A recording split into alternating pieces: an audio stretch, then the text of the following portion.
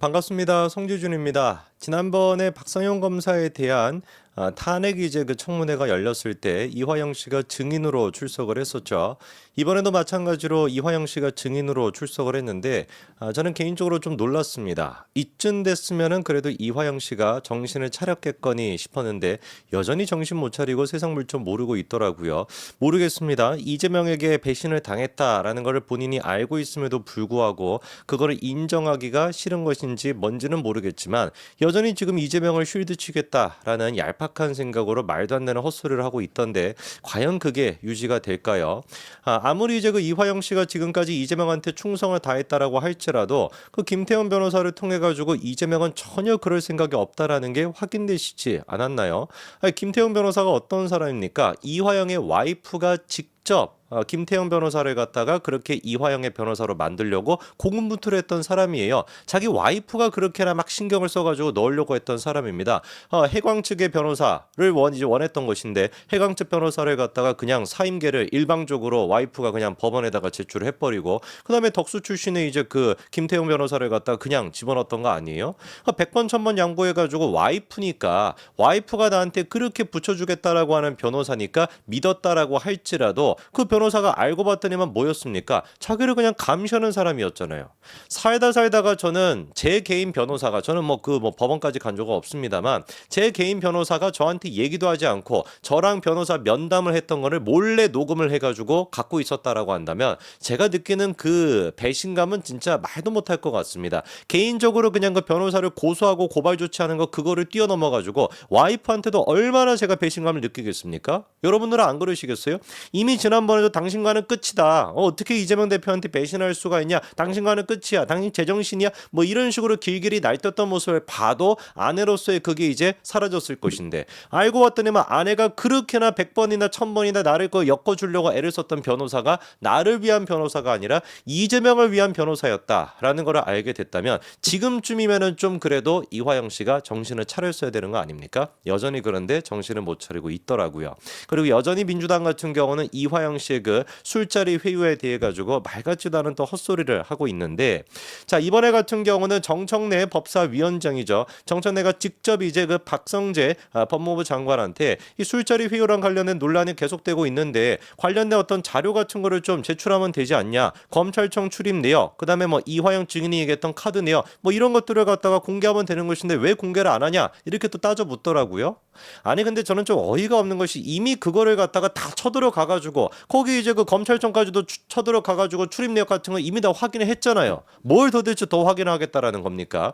그 부분에 대해 가지고 박성재 법무부 장관도 너무 막 답답하다. 그거에 대해 가지고 왜 합리적으로 지금 공개를 못한다라는 것인지 다 봤는데 그거를 설명하는 부분이 있었습니다. 직접 여러분들이 영상으로 확인해 보시죠. 지금 계속 주로 민주당 의원님들이 요구하는 것이 그 검찰청 출입 내역, 이화영 증인 또 얘기한 카드 내역은 오늘 처음 나왔지만 뭐 술자리, 진술 세미나, 짜장면, 갈비탕, 소주, 연어 파티 뭐 이런 거 있잖아요. 이거 자료를 못 낼 이유가 없거든요. 근데 왜 계속 지금까지 이렇게 안 내고 내면은 이화영 증인이 증언하는 것이 허위인지 아닌지 금방 식별이 가능하잖아요. 근데 왜 이걸 왜 안 냅니까? 지난번 교도소 오셔서 보시지 않았습니까?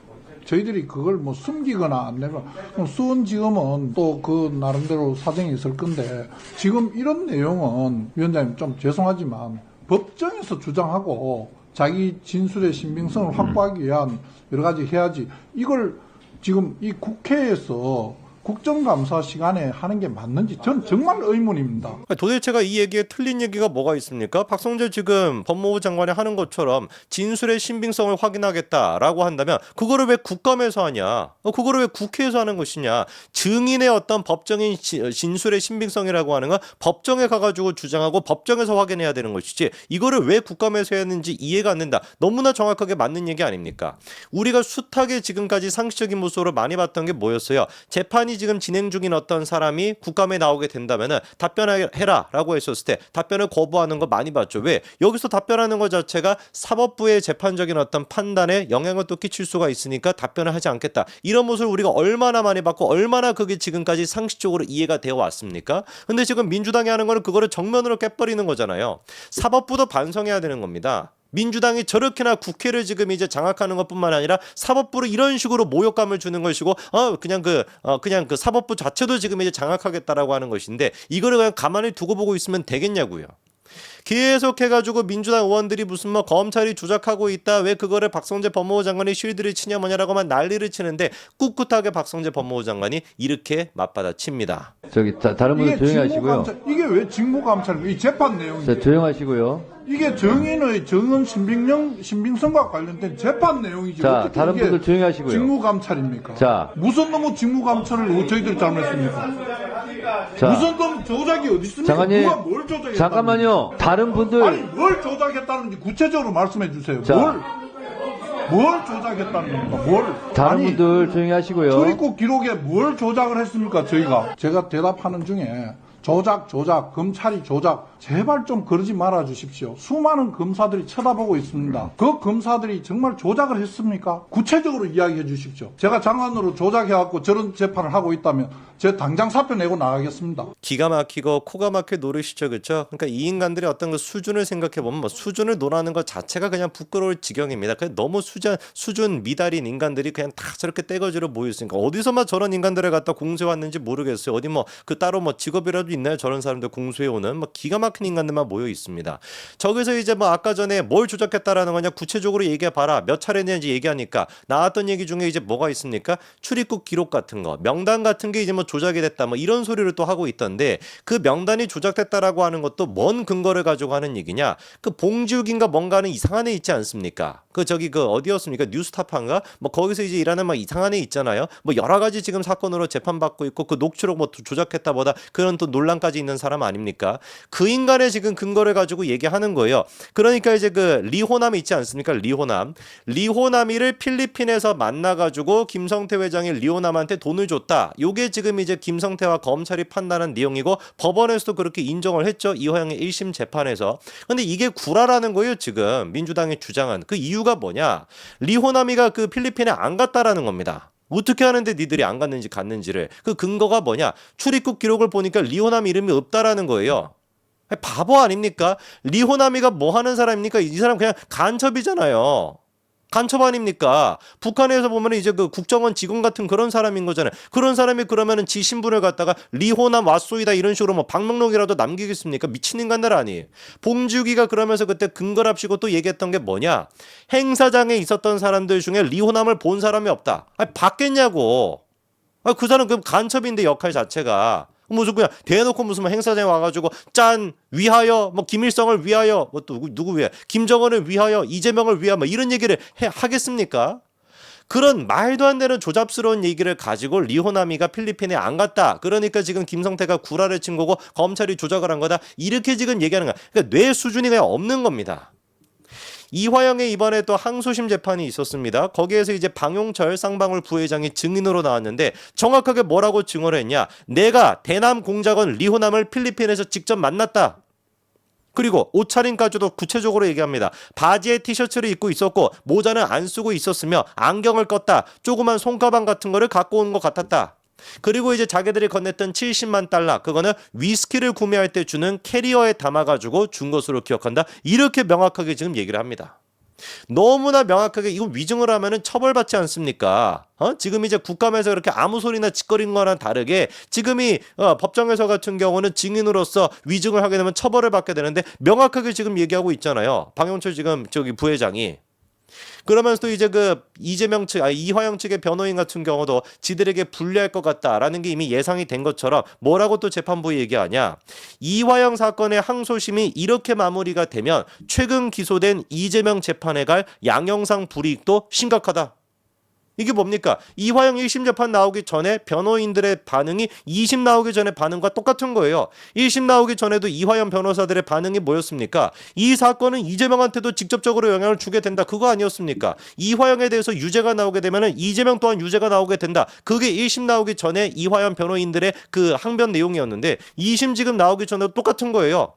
지금 사건 자체가 항소심이 이렇게 마무리가 되면 최근 기소된 이재명 재판에 갈 양형상 불이익도 심각하다. 지들이 실토하고 있는 거죠. 이화영이 유죄가 나오면 이재명도 100% 유죄가 나올 수밖에 없다고. 이런 상황인데 아직도 정신 못 차리고 이화영 씨 같은 경우는 국감에도 증인으로 출석을 했다가 주진우 의원한테 개 털리는 그런 모습까지도 보였습니다. 논리가 있을 수가 없죠. 그 장면 직접 한번 보시죠. 그 연어 술 파티에 대해서 자꾸 말씀하시는데 그 당시에 참여했던 교도관 34명 또 이화영 증인 본인이 의뢰했던 변호사 2분 전부 다 연어 술 파티가 없었다고 증언하고 있는 상황입니다. 연어 술 파티에 대해서 좀 구체적으로 물어볼게요. 날짜가 왔다 갔다 해서 그런데 현재 술 파티가 있었던 날짜 특정하고 있습니까? 제 기억으로는 6월 18일이나 19일일 것 같고요. 6월 18일이나 19일일 것 같아요. 네, 아니, 잠깐 그래도- 물어볼 게 많았어요. 장소는 그러면 검사실 옆에 그 진술 녹음 녹화실인가? 그거 맞습니까? 검사실에 딸려 있는 영상 녹화실입니다. 참석자는 누구예요? 증인하고 검사하고 또 누구 있습니까? 검찰 수사관 2명하고 네. 김성태, 방용철, 또 쌍방울 측에서 박상홍, 그다음에 박상민 씨라고 하는 사람이 그럼 있었고, 8명이 한 자리에 그냥 쭉 앉아서 먹은 거예요?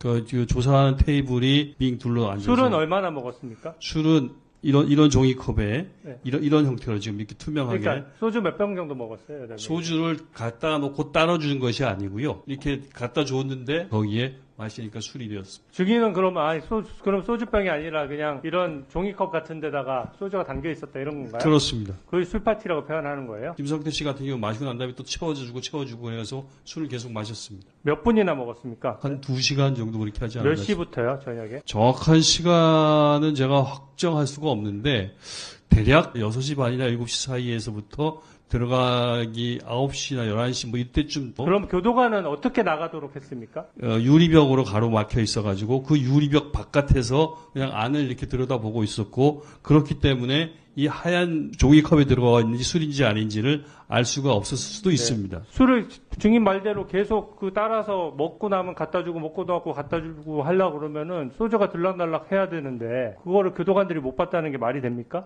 소주를 페트병 같은 데다가 미리 담가 갖고 와가지고 이렇게 따라주고 그렇게 했습니다. 좋습니다. 연어 술 파티는 한 차례입니까? 한 차례입니다. 지금에라도 이화영 씨는 정신 차리시기 바랍니다. 물론 이제 뭐 정신 차리기는 지금 너무 멀리 오긴 했지만 지금이라도 정신 차리고 진실이 무엇인지 밝히십시오. 그게 이화영 씨가 할 수 있는 유일한 살 길입니다. 제발 좀 정신 차리십시오. 여기까지 말씀드리겠습니다. 감사합니다.